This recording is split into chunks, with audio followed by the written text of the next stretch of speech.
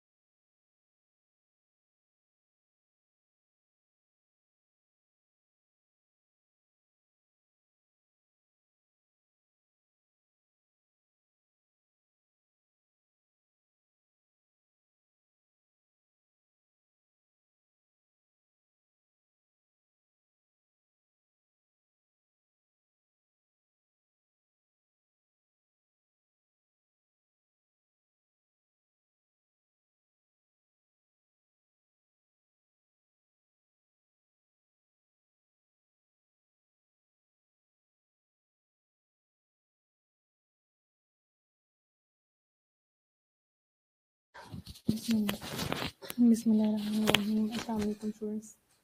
जी students, कैसे हैं आप लोग? ठीक हैं आप लोग? स्लाइड्स शो हो रही हैं और आवाज़ आ रही है सबको?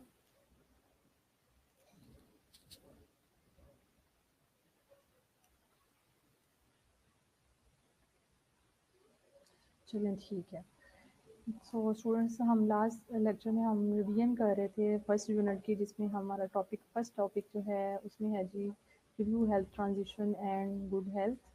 तो उसमें कुछ ऑब्जेक्टिव्स थे जो कि हमने मीट आउट किए थे, और बाकी के जो रिमेनिंग ऑब्जेक्टिव्स हैं वो आज के सेशन में हम इसको कंप्लीट करेंगे। तो ऑब्जेक्टिव्स जो थे वो हमारे इस सेशन के कुछ इस तरह से हैं: discuss the international health problems including demographic, health and epidemiological transitions. ठीक है जी। And then discuss the difference between developed and developing countries. इसके अलावा पॉपुलेशन पिरामिड और डबल बर्डन ऑफ डिजीज़ जो है वो हम इसमें डिस्कस करेंगे। Then discuss the important health status of Pakistan. ठीक है जी। ग्लोबल हेल्थ के बारे में हमने डिफ़ाइन किया था, और फिर हमने देखा था WHO जो है मोस्ट इम्पॉर्टेंट ऑर्गेनाइजेशन है जो कि इस पे जो है वर्कआउट कर रही है। फिर हमने कुछ इंटरनेशनल हेल्थ प्रॉब्लम्स डिस्कस किए थे, डेमोग्राफिक और एपिडेमियोलॉजिकल ट्रांजिशन किस तरह से आती हैं, क्या क्या चेंजेस आती हैं, कैसे चेंज होता है pattern of mortality and disease. ठीक है, यानी कि मोर्टेलिटी और मॉर्बिडिटी का जो पैटर्न है वो प्रीवियस जो जनरेशन थी उससे जो नेक्स्ट जनरेशन है उसमें किस तरह से उनकी ट्रांजिशन हुई, उसमें हमने वो देखा था। उसमें हमने लर्न किया था कि कुछ मैन मेड डिजीज़ हैं, कुछ डीजनरेटिव डिजीज़ हैं जो कि ऑल एज ग्रुप्स जो हैं उसको अफेक्ट करती हैं, और इसकी वजह से जो है ट्रांजिशन जो है वो होती है। ठीक है, ये हमने एपिडेमियोलॉजिकल ट्रांजिशन जो है उसके बारे में कुछ लर्न किया था। फिर इसमें हमने ये एक जो है टेबल फॉर्म में जो है हमने देखा था, पिक्टोरियल फॉर्म है सॉरी। तो उसमें हमने कुछ फैक्टर्स डिस्कस किए थे किसकी वजह से जो है ट्रांजिशन आएगी और क्या क्या उसके इफेक्ट आते हैं। और स्टेजेस ऑफ हेल्थ ट्रांजिशन हमने डिस्कस किए थे जो कि आपने ऑलरेडी पढ़े हुए हैं। इसमें हमने नेम याद करने हैं इनके, यानी कि ये जो पेस्टिलेंस है जिसमें इन्फेक्शन और फेमीन जो है वो आ जाता है। फिर ये जो प्रिसेंडिंग पेंडेमिक्स यानी कि पेंडेमिक्स किस तरह से होगी, और डिजनरेटिव और मैन मेड डिजीज़ की जो एज है, और लास्ट पे था डिलेड डिजनरेटिव डिजीज़। ठीक है जी। तो इन 4 स्टेजेस को जो है हेल्थ ट्रांजिशन के 4 स्टेजेस को आपने मस्ट रिमेम्बराइज करना है, और क्या क्या डिजीज़ और किस तरह से होंगी, ब्रॉड डिजीज़ कैटेगरी कौन कौन सी इसमें आती हैं, मेन इसकी करेक्टरिस्टिक्स क्या हैं, लाइफ एक्सपेक्टेंसी क्या है, ये सारी चीज़ें आप इसमें लर्न कर सकते हैं। ठीक है जी। कुछ हमने सोशो इकोनॉमिक स्ट्रक्चर्स में जो चेंजिंग्स आई थी जो कि अनहेल्दी बिहेवियर अडॉप्टेशन की वजह से होते हैं, वो हमने को लीड करता है। वो जो है उसमें न्यूट्रिशन ट्रांजिशन ज़्यादा आई थी कि किस तरह के अनहेल्दी जो बिहेवियर जो हैं वो जो है न्यूट्रिशन ट्रांजिशन को लीड करेंगे, वो इसमें हमने लर्न किए थे। मेन जो था वो ये था कि हमारा जो मेन फोकस है वो एग्रीकल्चर से हटकर इंडस्ट्रियलाइजेशन की तरफ हो गया है, यानी कि पहले अब मोर डेवलप्ड एरियाज़ हो रहे हैं, इंडस्ट्रियलाइजेशन जो है वो ज़्यादा हो रही है, तो उसकी वजह से भी न्यूट्रिशन ट्रांजिशन आई थी। ठीक है। फिर हाउस होल्ड टेक्नोलॉजी जो है उसमें बहुत सारे चेंजेस आ गए हैं। पहले लोग सारे काम जो है वो खुद अपने जो है हैंड से करते थे, अब जितनी ज़्यादा मशीनरी अवेलेबल हैं उतनी ज़्यादा जो है फैसिलिटीज़ लोगों के लिए हैं, और वो जो है लेस फिजिकल एक्टिव हो गए हैं। इसके अलावा फूड अवेलेबिलिटी और जो फूड प्रिपरेशन हमने डिस्कस किया था उसकी जो पैकेजिंग है और उसकी जो अवेलेबिलिटी है, किस तरह से प्रिपेयर करें फूड को, ये सारी चीज़ें जो है ना वो इफ़ेक्ट कर रही हैं।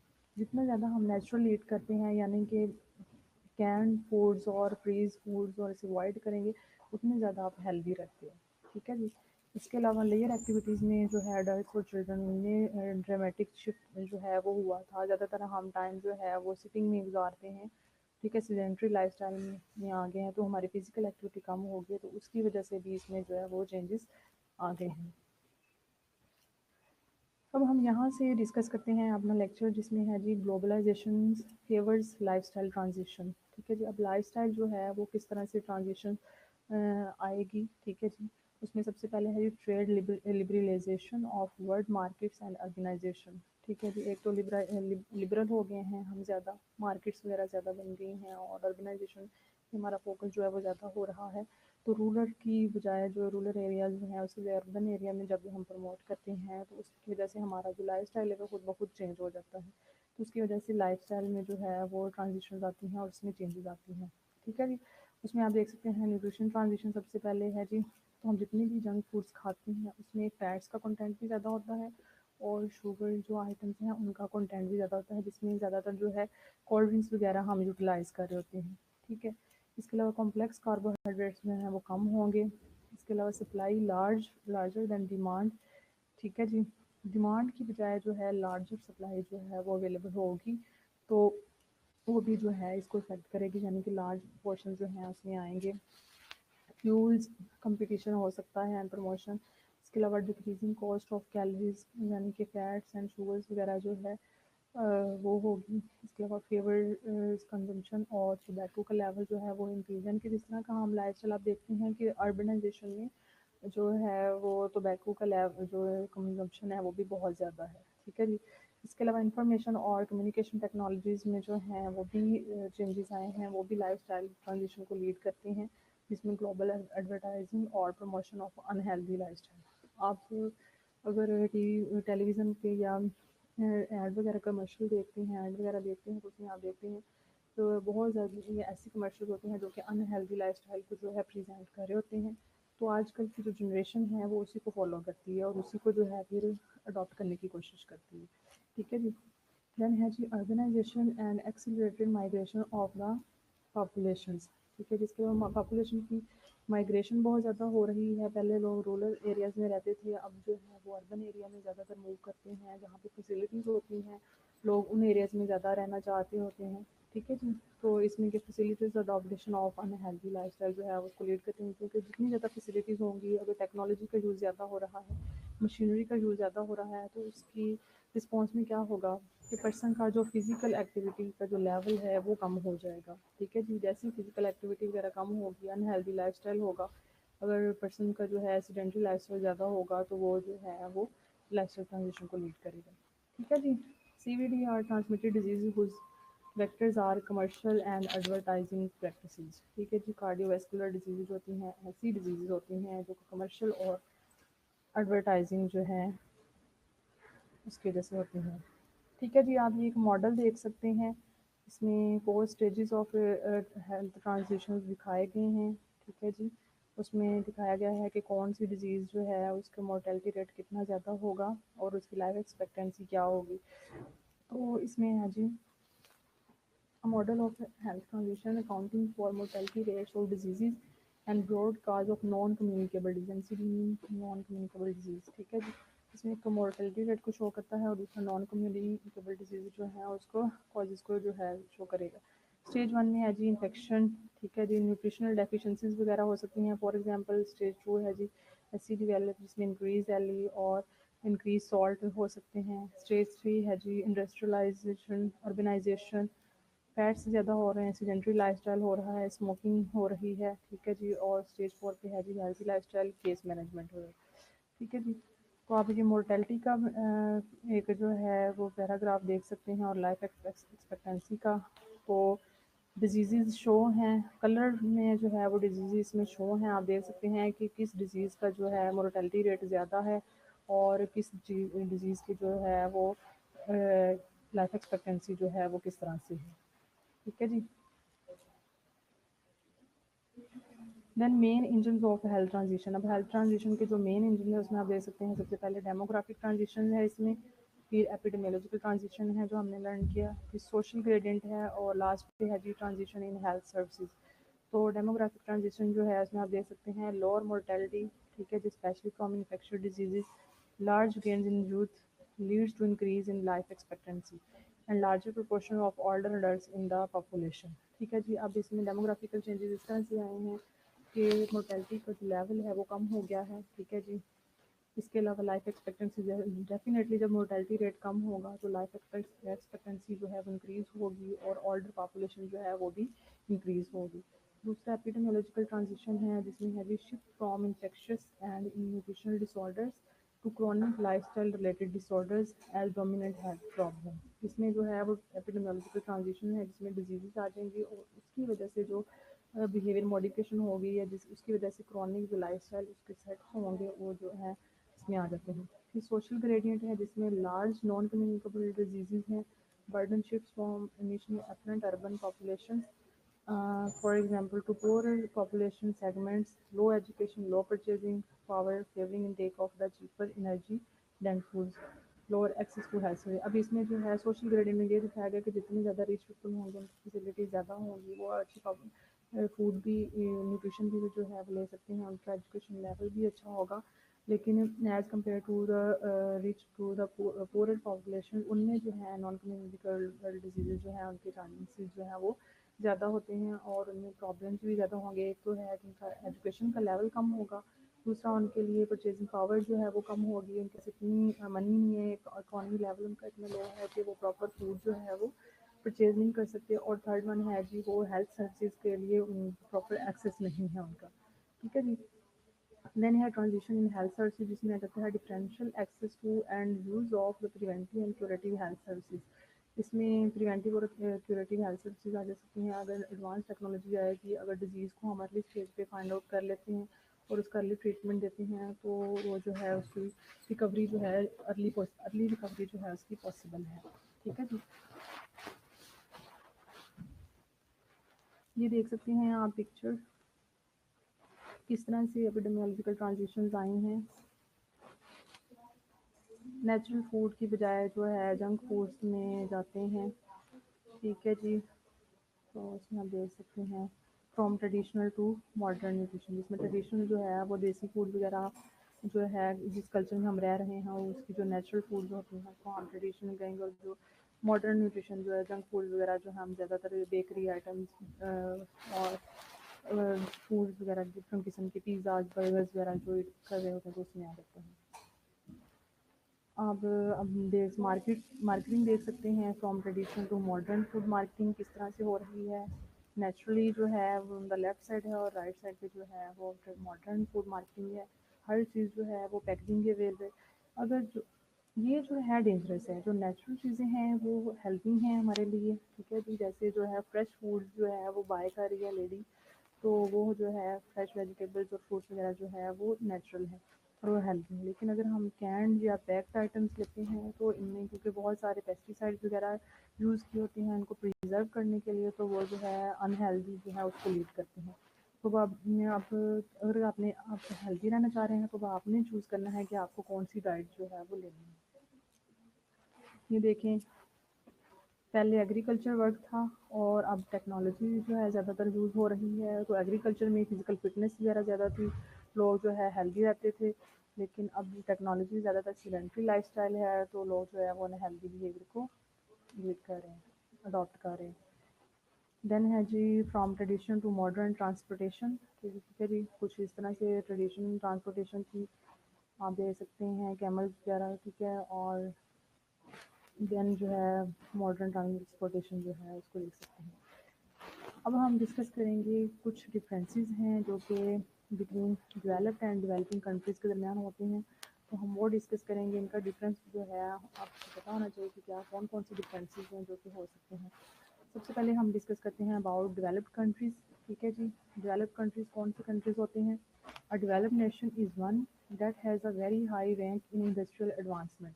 ठीक है जी। एक ऐसा नेशन, ऐसा कंट्री जो कि इंडस्ट्री एडवांसमेंट में बहुत हाई रैंक पे होता है, उसकी इंडस्ट्रियलाइजेशन बहुत ज़्यादा होती है। ठीक है जी। Construct its economy in innovation in assembling rather than agribusiness. ठीक है जी। और वो उसकी इकॉनमी जो है वो बहुत ज़्यादा होती है, अच्छी होती है, और वो इंडस्ट्री से जो इंडस्ट्रियलाइजेशन से जो है वो ज़्यादातर जो है अर्न कर रही होती हैं रेदर दैन एग्रीकल्चर बिजनेस। ठीक है जी। इसके अलावा nation with more human development index is viewed as a developed nation. इसके अलावा इनका जो ह्यूमन डेवलपमेंट इंडेक्स है वो भी बहुत ज़्यादा अच्छा होता है। ठीक है जी। इसके अलावा it's not only a mayor of economic development and improve GDP fund. ठीक है जी।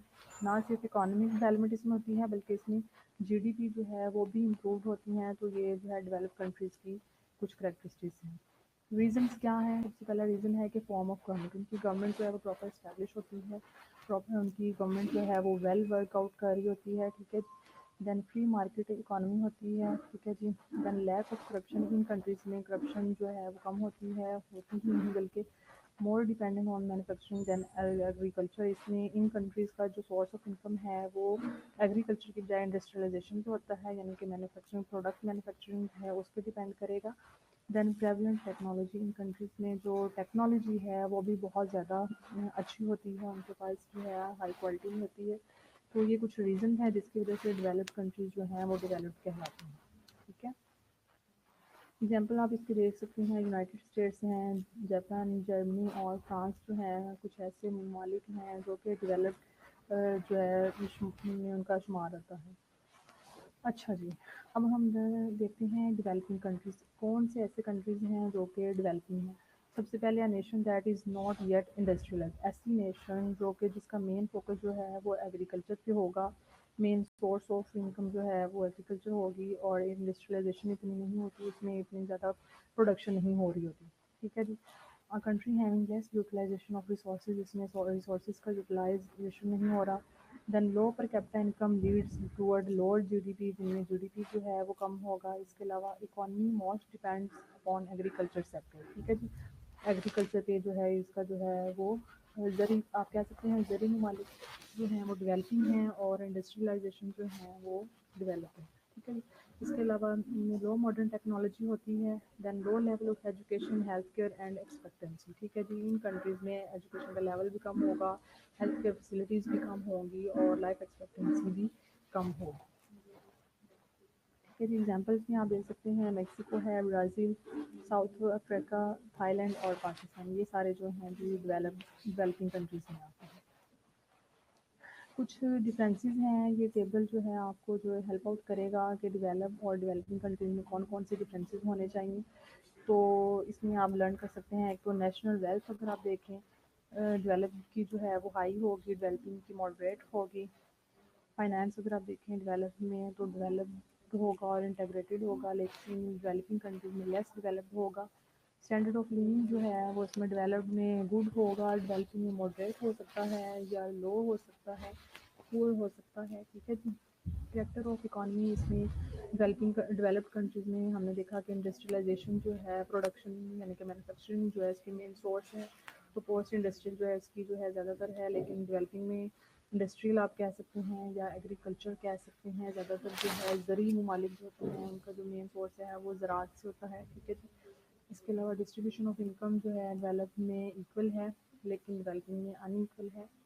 फैक्टर्स ऑफ प्रोडक्शन जो है वो डेवलप्ड कंट्रीज़ में इफेक्टिवली यूज हो रहे होते हैं, लेकिन डेवलपिंग में इन अनइफेक्टिवली यूज होते हैं। पर्सपेक्टिव ऑफ ग्रोथ जो है डेवलप्ड कंट्रीज में टेक्नोलॉजिकल प्रोग्रेस है, लेकिन डेवलपिंग में कैपिटल एक्यूमुलेशन है।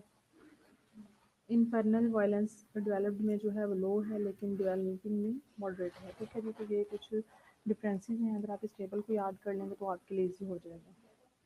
ठीक है जी, अब हम लर्न करते हैं व्हाट आर पॉपुलेशन पिरामिड्स। ठीक है जी, पॉपुलेशन पिरामिड्स के बारे में आप लोगों ने लर्न किया होगा कि क्या होते हैं। Population pyramids are special kind of graph that show how the country's population is structured. ठीक है जी, पॉपुलेशन पिरामिड का मतलब है कि कैसा ग्राफ जो कि शो करेगा कि फलां कंट्री है, पाकिस्तान है, अमेरिका है, चाइना है, उसकी किस पॉपुलेशन जो है वो कितनी है और किस लेवल पे है। ठीक है जी, मेल या फीमेल्स की जो रेशो है उसमें क्या है। ठीक है जी, यानी कि उसको शो करेगा। They show the population composition और structure of a country, population composition को शो करता है और किसी भी कंट्री का स्ट्रक्चर जो है उसको शो करेगा। Population pyramids are also known as age sex pyramids. ठीक है जी, ये सेक्स पिरामिड है, यानी कि इसमें एज शो होगी, दूसरा सेक्स मीन मेल या फीमेल जेंडर जो है उसमें शो होगा। हम इसकी एग्जांपल देखेंगे आगे। ठीक है जी, ये है जी पॉपुलेशन पिरामिड, आप देख सकते हैं। They show two main things. ठीक है जी, द नंबर और percentage of males and females in the population, दो चीज़ें शो करेगा। सबसे पहले मेल्स की क्वांटिटी कितनी है किसी कंट्री में और फीमेल्स की कितनी है, यानी कि फीमेल्स का नंबर कितना है तो उसको शो करेगा। देन द नंबर और percentage of people in different as categories, के अलावा डिफरेंट एज कैटेगरीज के जो पर्सन होंगे, पीपल होंगे, उनके नंबर को भी शो करेगा। अगर आप मेल्स देखें तो 25 टू 20 से 25 year age male all group जो है अगर आप देखिए इसमें शो किया गया है, और दूसरी तरफ फीमेल्स जो है उसको शो किया गया है। जिस तरह जो है एज जो है इंक्रीज होगी, उसी तरह जो है पिरामिड की जो है क्वांटिटी जो है वो उसका जो पिक्टोरियल जो है वो कम होता जाएगा। ठीक है जी, क्योंकि लाइफ एक्सपेक्टेंसी को भी एक्चुअली शो कर रहा है कि फीमेल्स की लाइफ एक्सपेक्टेंसी जो है वो कब तक चलेगी और मेल्स की जो है वो कब तक जाती है। ठीक है जी, तो इसमें नंबर को शो किया गया है और ये एज को जो है वो शो किया गया है।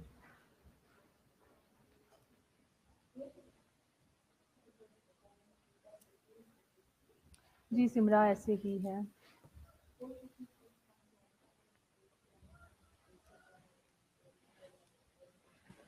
ठीक है जी, देन आप देख सकते हैं the shape of a population pyramid can tell us a lot including whether the population is growing stable और श्रिंकिंग। ठीक है जी, इससे हम अंदाज़ा लगा सकते हैं कि किसी भी कंट्री की पॉपुलेशन जो है वो इंक्रीज़ हो रही है, ग्रो कर रही है, स्टेबल हो रही है या श्रिंक यानी कि कम हो रही है, वो उसमें शो करेगा।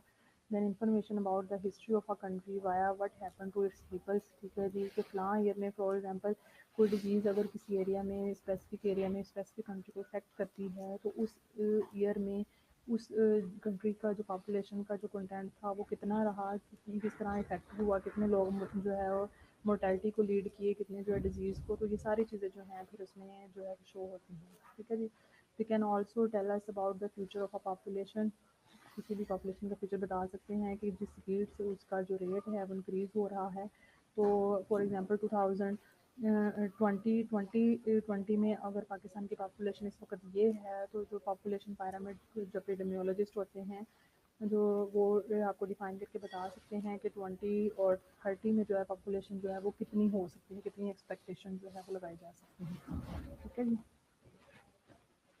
एज कंपोजिशन है इसमें show on the vertical axis. ठीक है जी, population normally divided into 5 year group में। ठीक है जी, 5 ईयर ग्रुप के जो गैप के साथ जो है उसमें शो करते हैं 0 to 4, 5 to 9, 10 to 14। ठीक है जी, different age group are known as cohorts और इसमें कोहॉर्ट कहेंगे। ये आप डिफरेंट एज ग्रुप देख सकते हैं, इनको कलराइज किया गया है, मेल फीमेल जो है ये जापान का एक्चुअली जो है शो किया गया है। इसके अलावा sex and gender composition show की जाती है shown on the horizontal axis. ठीक है जी, figures for males are recorded on the left of the diagram और फीमेल्स जो है वो राइट ऑफ द डायग्राम जो है वो रिकॉर्डेड किए जाएंगे। दरमियान में जो है एज है और वर्टिकल जो है पॉइंट और हॉरिजेंटल पे जो है वो फीमेल को जो है वो शो किया गया है। द हॉरिजेंटल एक्सिस में आइदर रिप्रेजेंट एक्चुअल नंबर, ठीक है जी, and the percentage of the total population in each age category में। एक्चुअल नंबर को शो करेगी कि कितनी उसके नंबरिंग है और इसके अलावा परसेंटेज जो है वो उसको भी शो करेगी कितने परसेंट जो है पॉपुलेशन। ये कुछ एग्जांपल्स हैं पॉपुलेशन पायरामिड की जो कि आप लर्न कर सकते हैं, देख सकते हैं। अब आप देख सकते हैं कि पॉपुलेशन पायरामिड जो है वो किस तरह से चेंज होगा ओवर द टाइम।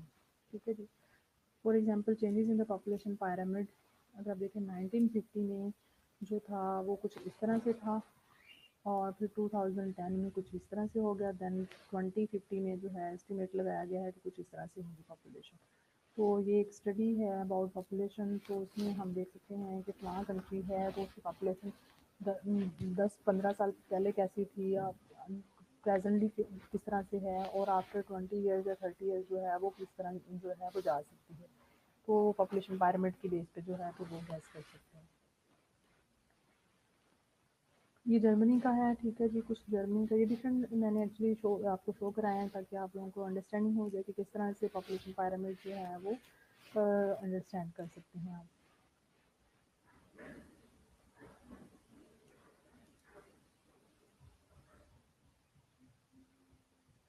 ये चाइना का था, इंडिया एंड चाइना।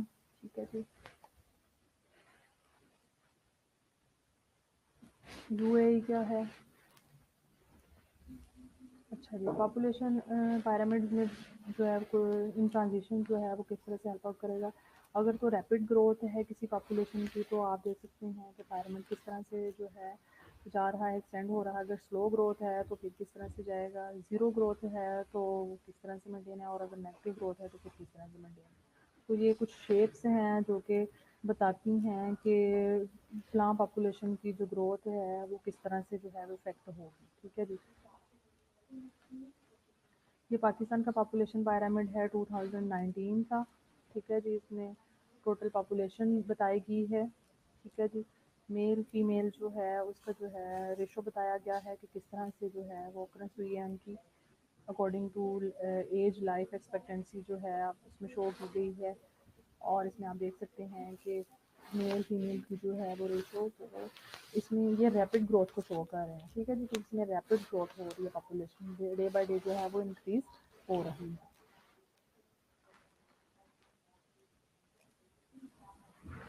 चलें जी, अब हम डिस्कस करते हैं what is burden of disease. ठीक है जी, बर्डन ऑफ डिजीज़ आप देख सकते हैं कि क्या है। Considers health, social, political, environmental and economic factors to determine the cost that disease and disability exert upon the individual and the society.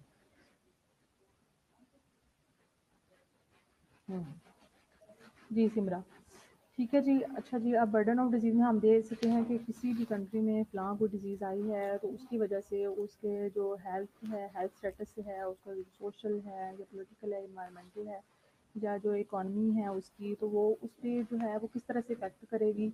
तो ये उस इंडिविजुअल पे और सोसाइटी पे उसका क्या इफ़ेक्ट आएगा, तो ये सारा जो है उसमें हम बर्डन ऑफ डिजीज़ कंसीडर करते हैं। ठीक है जी।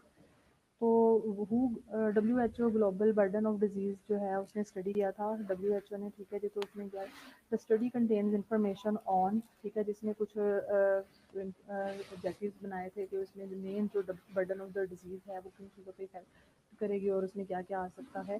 Causes of death in different parts of the world, इसमें हम क्या करते हैं, बर्डन ऑफ डिजीज़ जब हमने स्टडी करना है तो हम डिफरेंट पार्ट्स जो हैं वर्ल्ड के, उसमें सबसे पहले हम डेथ के कॉजेज़ को हम आइडेंटिफाई करते हैं कि कौन कौन से कॉजेज़ हो सकते हैं, क्या क्या कौन कौन सी डिजीज़ हैं जो कि लीड किए हैं एक्सीडेंट्स की वजह से ज़्यादातर मोर्टेलिटी हो रही है, या डिजीज़ की वजह से हो रही है, या मैन मेड चेंजेस जो लाए जा रहे हैं उसकी वजह से हो रही हैं, या फिर इन्वायरमेंटल चेंजेस हैं, किस वजह से जो है डेथ्स जो है वो ज़्यादा हो रही हैं। ठीक है जी।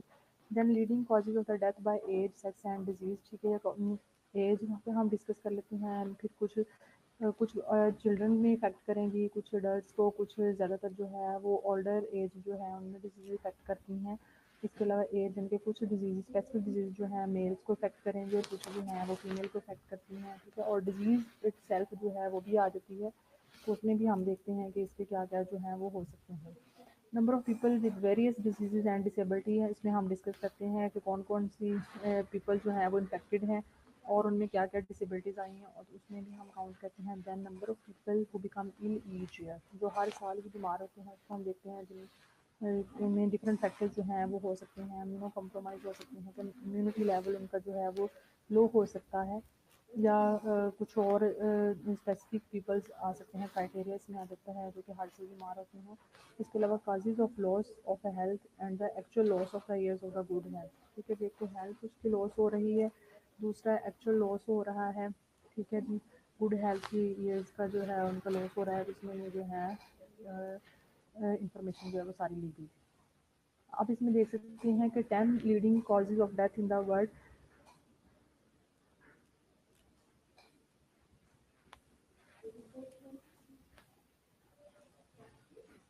जी बिल्कुल मिशेल, ऐसे ही है। इसमें हम बर्डन ऑफ डिजीज़ में जो मैंने आपको इन्फॉर्मेशन बताई है उसमें यही है, नंबर ऑफ़ डिजीज़ पीपल, और जो है इसमें हम देखते हैं कि नंबर ऑफ़ डिसेबिलिटी के साथ कितने हैं, ये सारे हम इसमें लर्न करते हैं। ठीक है जी। अब कुछ लीडिंग कॉजेज़ हैं डेथ के जो कि वर्ल्ड वाइड इफेक्ट करते हैं। उसमें सबसे पहले इस्कीमिक हार्ट डिजीज़ हैं। आप देख सकते हैं कि उसकी वजह से कितनी ज़्यादा डेथ्स हो रही हैं, 7.25 मिलियन जो हैं उसमें डेथ्स हो रही हैं। मेन जो है वो इस्कीमिक हार्ट डिजीज़ हैं। Then stroke and other cerebrovascular disease हैं। दैन लोअर रेस्पिरेटरी इन्फेक्शंस आ सकते हैं। फिर chronic obstructive pulmonary disease effect करेंगी। वायरल डिजीज़ भी कुछ आ जाती हैं, HIV या एड्स से कुछ पॉपुलेशन जो है अफेक्ट होगी। ट्रेकिया, ब्रोंकस और लंग कैंसर। फिर ट्यूबरकुलोसिस आप देख सकते हैं 1.34 मिलियन पीपल हैं, उनको अफेक्ट कर रही है। डायबिटीज और रोड ट्रैफिक एक्सीडेंट। ठीक है जी। मेन दो जो रीजंस हैं जो कि डेथ्स के जो लीडिंग कॉजेज हैं वो इस्कीमिक हार्ट डिजीज़ और स्ट्रोक है। ठीक है जी।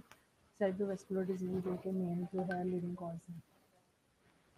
अब projected non communicable disease deaths in low, medium and high income countries.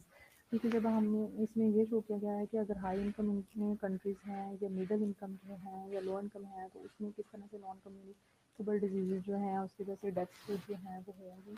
तो आप देख सकते हैं हाई इनकम जो कंट्रीज़ हैं उसमें जो डेथ्स जो हैं उनका रेट बहुत ही कम है। मॉडरेट इनकम में ज़्यादा है, कुछ डिजीज़ कम हैं, कुछ ज़्यादा हैं, लेकिन लो इनकम में भी कुछ इसी तरह से रेशियो है, ज़्यादा है। तो हाई इनकम एरिया में क्योंकि लोग जो हैं वो ज़्यादा एजुकेटेड होंगे, उनको फैसिलिटीज़ प्रॉपर अवेलेबल होंगी, न्यूट्रिशन प्रॉपर अवेलेबल होगी, तो इसलिए कुछ और भी फैक्टर्स होते हैं जो कि हाई इनकम एरियाज़ में जो है इनको जो डेथ्स जो हैं उनको जो है चांसेस को कम करेंगे। ठीक है, नेक्स्ट है जी पाकिस्तान में अगर हम देखें double burden of the disease, Pakistan is experiencing a double burden of disease. This is characterised by the increasing prevalence of chronic non-communicable diseases and the better to deal with infectious disease. ठीक है, तो इसमें पाकिस्तान में जो है double burden of disease इसलिए ज़्यादा पाया जाता है क्योंकि एक तो वजह ये है कि इसमें नॉन कम्युनिकेबल डिजीज़ जो हैं जो क्रॉनिक लेवल पे जा चुकी हैं उनकी प्रेवलेंस बहुत ज़्यादा है। दूसरा इसके अलावा इन पर्सन में इन्फेक्शियस डिजीज़ भी बहुत ज़्यादा हो रही होती हैं, बहुत ज़्यादा वो डील कर रहे होते हैं, तो इसलिए डबल बर्डन ऑफ डिजीज़ है। दो चीज़ें इसमें आ रही हैं तो उसको हम डबल बर्डन ऑफ डिजीज़ कहेंगे। ठीक है जी, द बर्डन ऑफ एनसीडी जिस proportionality affects population in low and middle income countries where health systems are weak। जहाँ पे हेल्थ सिस्टम्स वीक होंगे, हेल्थ फैसिलिटीज़ प्रॉपर अवेलेबल नहीं होंगी, पीपल जो हैं वो उनकी प्रॉपर एक्सेस नहीं होगी, तो उनमें जो है ज़्यादातर चांसेस हैं कैंसरीज भी ज़्यादा हों और इन्फेक्शस डिजीज़ भी ज़्यादा होंगे। ठीक है जी,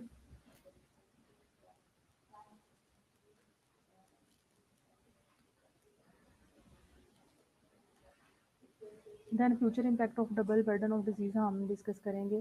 तो उसमें हम देख सकते हैं results of projection indicate that the already constraint health system will face a double burden of disease, जिसमें आप देखते हैं कि HIV और एड्स और अदर कॉमन इन्फेक्शस डिजीज़ जो हैं वो साथ साथ एग्जिस्ट कर रही होती हैं, तो इसलिए इसका इम्पैक्ट जो है वो बहुत ज़्यादा होता है।